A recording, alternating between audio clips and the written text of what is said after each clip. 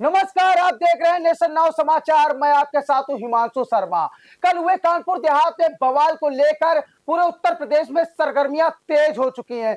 विपक्ष इन दिनों double engine के टकराव की बात कर रहा है, लेकिन कानपुर देहात के दिशा की बैठक की बात की जाए तो सबसे पहले हम आपको बताना चाहेंगे ये बैठक क्यों रखी जाती है। ये बैठक इसलिए होती है कि जिले के अधिकारी हो, हर विभाग के, वह नेता हो, नेता प्रतिपक्ष हो, वह हर पार्टी के जो सदस्य जो चुने जाते हैं, इस बैठक में सभी लोग शिरकत करें। और ये बैठक खुली होती है विकास कार्यों को लेकर। लेकिन अहम सवाल ये बनता है, ये बैठक कोई कानपुर देहात में ही नहीं, उत्तर प्रदेश के सभी जिलों में चलती है, सभी राज्यों में चलती है, हर उस जनपद में चलती है। जो मौजूदा सांसद होता है जिस जनपद का, वो इस बैठक का अध्यक्ष होता है। क्योंकि बात तो सिर्फ चर्चा तो सिर्फ विकास कार्यों पर, लोगों की भलाई को लेकर होती है। क्या कानपुर देहात में एलआईयू, आईबी और सूचना विभाग की बात की जाए, क्या समयोजित ढंग से जो ये कांड हुआ है, जो लड़ाई झगड़ा हुआ है, क्या इनको पहले से जानकारी थी? क्या अहम वजह रही कि कानपुर देहात में दिशा की बैठक में पत्रकारों को अक्सर बैन किया जाता है? बंद कमरे में बैठक होती है, लेकिन बंद कमरे का भी वीडियो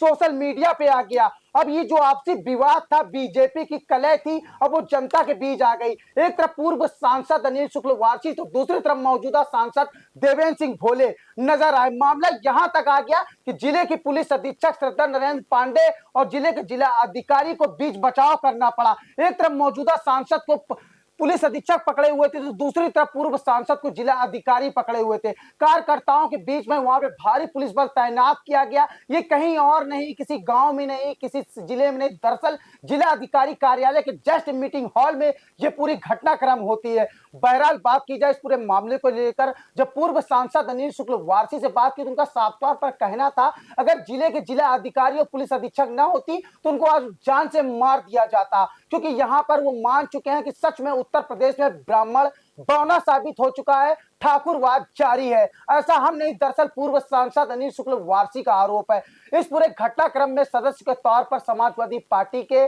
जिला अध्यक्ष भी वहां पे मौजूद थे। क्या रहा इस पूरे मामले को लेकर, क्या कहना चाहेंगे? सबसे पहले तो मैं आपका आभार व्यक्त करता हूं। आभार व्यक्त करता हूं कानपुर देहात की जनता का कि उन्होंने 2024 में कानपुर देहात से भाजपा को हटाने का काम किया।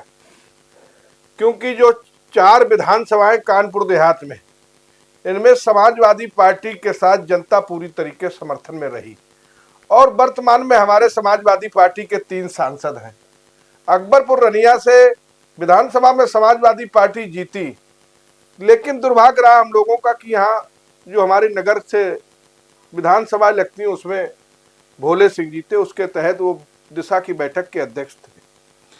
आपको बता दें, जैसा कि कल वहां का नजरिया था, ये बहुत ही कानपुर देहात के लिए दुर्भाग्यपूर्ण रहा। अक्सर भारतीय जनता पार्टी के नेता आपस में बंदरबाट के लिए लड़ाई लड़ते हैं। एक मामला यही अकबरपुर रनिया सांसद और मंत्री का नहीं है। इसमें हम आभार फिर पुनः व्यक्त करते हैं कानपुर देहात की जनता का। पूरे जनपद में यही स्थिति होती अगर जनता ने 3 सांसद समाजवादी पार्टी के न चुने होते।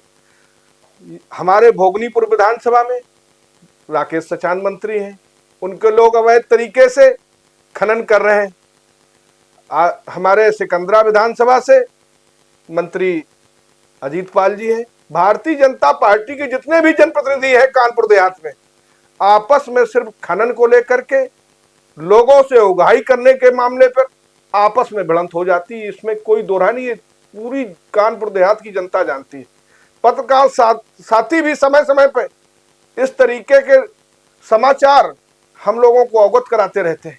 ये विवाद कोई किसी तरीके जनता की समस्याओं को लेकर नहीं है, ये आपस में इस बात का विवाद है कि हम लोग खनन कैसे करें, हम लोग व्यापारियों से उगाही कैसे करें। आप जान रहे हैं ये रनिया क्षेत्र में बहुत सारे व्यापार ऐसे हैं जो फैक्ट्री, व्यापारिक प्रतिष्ठान लगे हैं। जो व्यापारिक उद्देश्य है सरकार का, उसमें एक पीछे से भारतीय जनता पार्टी का उद्देश्य ये भी है कि हमारे सांसद और क्षेत्रीय विधायकों को भी व्यापारी कुछ ना कुछ महीनवारी जरूर दे। हमें तो लगता है इसमें ऊपर से भी भारतीय जनता पार्टी के नेताओं का निर्देश है। क्योंकि आए दिन ये मामला होता है कि व्यापारी जो बड़े बड़े व्यापार में एक तरफ से Bharatiya Janata party UP traders show कराती है कि यहाँ हमारे यहाँ आए लोग आकर के व्यापार बढ़ाएं, एक तरफ सांसद और विधायक आपस में इस बात पे लड़ते हैं कि महीनवारी हमारे लोगों को दी जाए, उस फैक्ट्री में जाकर हमारे लोग काम करें।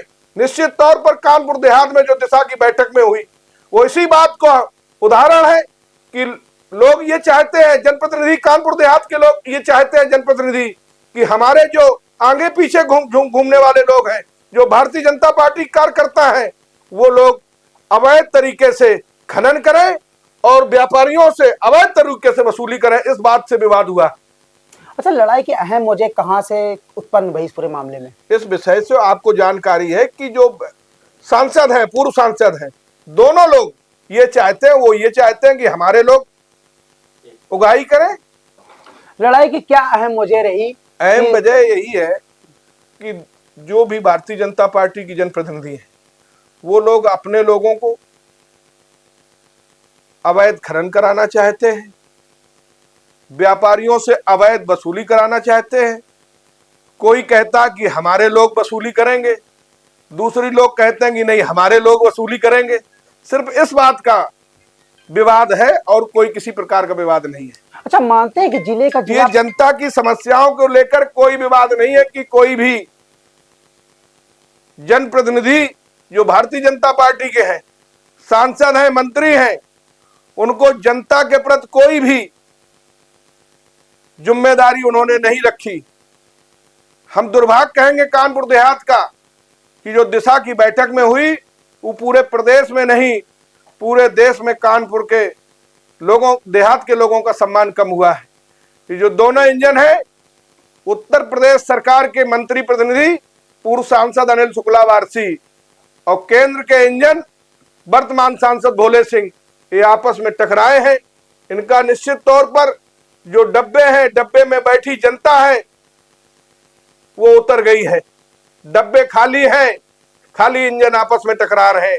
अब वो दिन दूर नहीं जो 27 में कानपुर देहात में चारों समाजवादी पार्टी के विधायक होंगे और माननीय उत्तर प्रदेश के मुख्यमंत्री अखिलेश यादव होंगे, क्योंकि इस भारतीय जनता पार्टी के अधिकारी भी निरंकुश हैं। और निश्चित तौर पर जब हमारे जनप्रतिनिधि इस तरीके से विचार रखेंगे कि वो अपने लोगों को अवैध तरीके से वसूली कराएं, अवैध तरीके से खनन कराएं, तो निश्चित तौर पर उस जिले का, उस प्रदेश का प्रशासन भी अपने मनमानी तरीके से काम करेगा। तो इस सरकार पूरी तरह निरंकुश हो गई है। इस सरकार में कहीं किसी की कोई नहीं सुन रहा है, ना अधिकारी सुन रहे हैं और ना किसी जनप्रतिनिधि को जनता का कोई ख्याल नहीं है। अब बिल्कुल जंगल राज हो गया है। अब 2027 के लिए जनता पूरी तरीके से तैयार है। समय आने वाला है, कानपुर देहात में समाजवादी पार्टी के चारों के चारों विधायक होंगे, ये हमारा विश्वास है। क्या मानते हैं कि जहां पे कहते हैं तीसरी आंख होती है वहां कुछ नहीं होता? हम बात कर रहे हैं पत्रकारों की, देश के चौथे स्तंभ की, लेकिन दिशा की बैठक जब विकास कार्यों को लेकर है, खुली बैठक है, जनता की भलाई के लिए है, उसके बावजूद में भी जिले के प्रशासन ने क्यों रोक लगा रखी है कि जिले का पत्रकार जाए, ऐसी फोटो कर ले, वीडियो कर ले, वहां बैठ नहीं सकता है 2 मिनट? क्या समयोजित ढंग से मानते हैं ये घटनाक्रम को अंजाम दिया गया? निश्चित तौर पर हमारे मन में जब पाप होता है तो हम खुली बैठक में भी लोगों को आने से मना करते हैं। पत्रकार चौथे स्तंभ हैं देश के, जनता के बीच वो समस्याओं को और समाचारों को पहुंचाते हैं, उनको रोक नहीं होनी चाहिए। ये भारतीय जनता पार्टी के इशारे पर जिले के प्रशासनिक अधिकारियों को इस तरीके का काम नहीं करना चाहिए। हमारे पत्रकार साथियों को उस बैठक में रहना चाहिए था और हमें लगता है जिले के अधिकारी भी इस मैटर को जानते थे कि कोई पहला नया विवाद नहीं हुआ है। ये पहले से भी जग जाहिर था कि सांसद और क्षेत्रीय मंत्री का आपसी विवाद चल रहा है। पिछले समय थाने में जाकर के मंत्री जी ने बैठ करके प्रदर्शन धरना किया था। क्या वजह थी, क्या उनकी समस्या थी और किस तरीके से वो मान गई, ये भी आप लोगों को, पत्रकार साथियों को जनता के बीच रखना चाहिए था। तो क्या मानते हैं इस पूरे मामले को लेकर अनिल शुक्लवारसी पूर्व सांसद ने एक बड़ा आरोप लगाया है, दो सवाल खड़े किए हैं कि इस घटना से वो मान गए कि उत्तर प्रदेश में ठाकुरवाद हावी है और ब्राह्मण बौना साबित हुआ। भारतीय जनता पार्टी कोई भी जनप्रतिनिधि हो वो पूरी तरीके से उगाही के मूड पे है।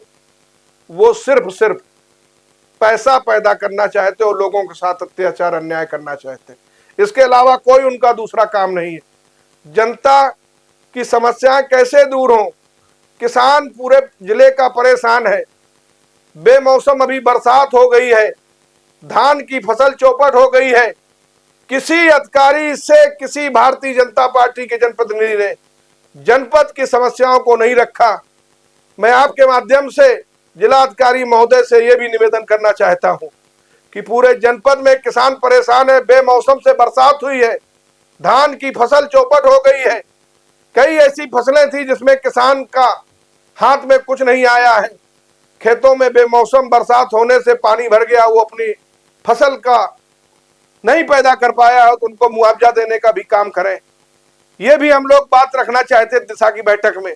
किसानों की कोई समस्याएं हम लोग दिशा की बैठक में नहीं रख पाए। भारतीय जनता पार्टी के जनप्रतिनिधियों ने आपस में वर्चस्व को लेकर के और उगाही के लेकर के आपस में भिड़ंत हो गई, ये कि कानपुर देहात का लिए बहुत ही क्या मानते हैं इस घटना से ब्राह्मण बौना साबित हुआ? बिल्कुल निश्चित तौर पर ब्राह्मणों का, और हम तो ये मानते हैं सरकार में सिर्फ एक ही जात का सम्मान है, बाकी लोगों का कोई भी सम्मान नहीं है। एक ही जाति वर्ग के लोग इस सरकार में हावी है, ये तो आम लोग कह रहे हैं। तो दूसरी तरफ वारसी ने एक बड़ा सवाल उठाया कि कल की डेट में अगर डीएम एसपी ना होते तो उनकी हत्या हो जाती, वहां पे मार दिया जाता। क्या लग रहा था, कुछ ऐसा माहौल था वहां पर?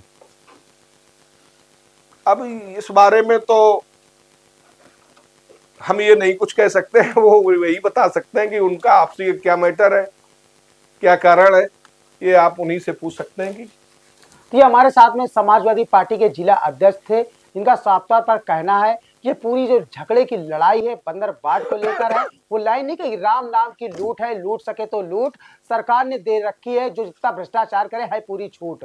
अब देखने वाली बात ये होगी लड़ाई कहां तक पहुंचेगी, क्योंकि ये पूरा झगड़ा पूरे प्रदेश में ही नहीं पूरे देश में अब ठाकुर वर्सेस ब्राह्मण के नाम से जाना जाने लगा है। तो वहीं पे वारसी को अपनी जान का खतरा है, वो सख्त मान चुके हैं ये घटना के बाद में उनकी जान जा सकती है। अब देखने वाली बात ये होगी प्रदेश सरकार और बीजेपी संगठन और आरएसएस इन लोगों के खिलाफ कोई कार्रवाई करता है, यही झगड़े को देखते ही नजर आता है। बने रहिए नेशन नाउ समाचार के साथ, देखते रहिए उत्तर प्रदेश की हर छोटी बड़ी खबर।